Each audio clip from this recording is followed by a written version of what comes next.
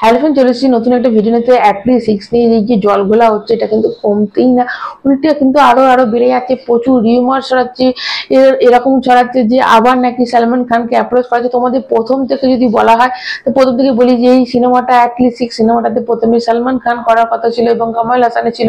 কমল হাসান কোথাও এই সিনেমাটা থেকে নিজেকে সরিয়ে আনে এবং তারপর করার কথা ছিল আমাদের রজনীকান্ত স্যারের, কিন্তু রজনীকান্ত স্যারের কুলি আসছে, জেলার 2 আসছে, তো তার টাইমিং এর কোথাও প্রবলেম হচ্ছিল এবং অ্যাটলি কুমার কিন্তু চাইছিল সিনেমাটা তাড়াতাড়ি করতে, তো কোথাও কিন্তু সরে গেছে এবং সালমান খানের সঙ্গে কনসাল্ট করেই কিন্তু আল্লু অর্জুনকে নেওয়া হয়েছিল। এবং যেহেতু আল্লু অর্জুনের হাতে এখন মানে এই মুহূর্তে সেই সিনেমা করছে না, সেই জন্য একসাথে দুজনে সিনেমাটা করবে এরকমটাই আসছিল। এবং যেহেতু আমাদের আল্লু অর্জুন 250 কোটি টাকা চেয়েছে, মানে কোনো রকম লাভের অংশ না, 250 কোটি টাকা এমনি টাকা চেয়েছে এবং এখানে অ্যাটলি কুমারও 100 কোটি টাকা চেয়েছে। তো সান প্রোডাকশন প্রথমে বলেছিল যে সালমান খান থাকলে তারা টাকা দেবে না, পরে তারা বলেছিল আল্লু অর্জুন যদি থাকে তাহলে তারা টাকা দিতে রাজি আছে, তো সেটাতে তারা রাজি হয়ে গেছিল। কিন্তু কোথাও যখন এত টাকা আগে থেকে নিয়ে নিচ্ছে এবং সিনেমাটা করতেও 700 কোটি বা 600 কোটি টাকা লাগবে, তো টোটাল প্রায় 800-900 কোটি টাকা হয়ে যাচ্ছে। মানে সিনেমাটা করতে যদি 400 কোটি টাকা লাগে, সব মিলিয়ে 750 থেকে 800 কোটি টাকা হয়ে যাচ্ছে। তো সান প্রোডাকশন হাউস কোথাও তারা সান পিকচার্স তারা নিজেদের হাত গুটিয়ে নিচ্ছে। তো সিনেমাটা কিন্তু একদম ভরাডুবি হয়ে পড়ে রয়েছে, এরকমটাই খবর আসছিল। এবং আবার শোনা যাচ্ছে যে সালমান খানকে নেওয়া হচ্ছে, যেহেতু একজন এজেড পার্সনকে লাগবে। দেখো এরকম ছিল সিনেমাটার গল্পটা, এরকম ছিল যে একজন এজেড পার্সন থাকবে এবং একজন হিরো থাকবে, দুজনই হিরো কিন্তু একজন একটু বয়স্ক।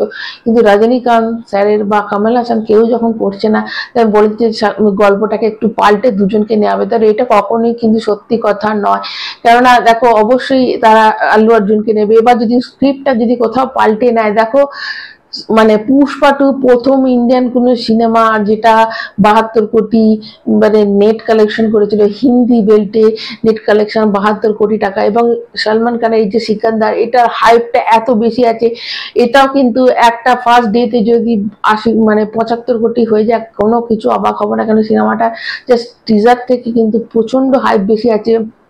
এই সিনেমাটাতে দুটো সিনেমা যখন একজন 75 কোটি 72 কোটি নেট কালেকশন দিয়ে সেই দুটো হিরো যখন একটা সিনেমাতে যাবে, তখন একটা বিশাল হাইপ সৃষ্টি করবে এই সিনেমাটা। তো অবশ্যই যদি এটা এরকম হয় যে মানে অ্যাটলি কুমার যদি স্ক্রিপ্টটাকে কোথাও পাল্টে নেয়, দেখো মানে একটা হতে পারে যে কোনো ইন্ডিয়ান অ্যাক্টরকে, এজেড অ্যাক্টর কিনলে অবশ্যই আল্লু অর্জুন ওদিকে থাকবে। আমাদের এখানে কোনো এজেড যদি মানে অমিতাভ বচ্চনকে বলে, কিন্তু অমিতাভ বচ্চনকে মনে হয় না নেওয়া হবে।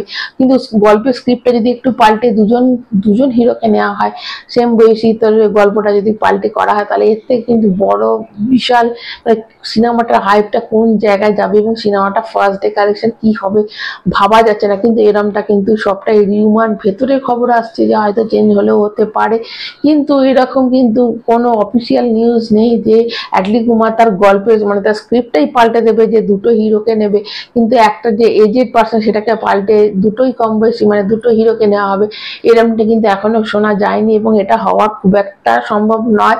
কাজেই এই সিনেমাটা এখন পড়ে রয়েছে। এখন দেখা যাক যে এই জ্বরটা কি করে কাটে, অ্যাটলি কুমার কি তার টাকার অঙ্কটা কমিয়ে দেবে বা আল্লু অর্জুন কি করতে চলেছে, এবং সান পিকচার্স বা অন্য কোনো প্রোডাকশন হাউস কি এর ভেতরে টাকা ঢালবে, তাহলে সিনেমাটা অবশ্যই কিন্তু খুব তাড়াতাড়ি শুরু হয়ে যাবে এবং সেটার দিকে চোখ রাখলে। তবে হ্যাঁ, সালমান খান আর আল্লু অর্জুন যদি থাকতো তাহলে সত্যিই কিন্তু খুব ভালো হতো, কিন্তু এরমটা কিন্তু একটা এটা পুরোপুরি রিউমার, এটা কোনো রকম সত্যতা এর নেই।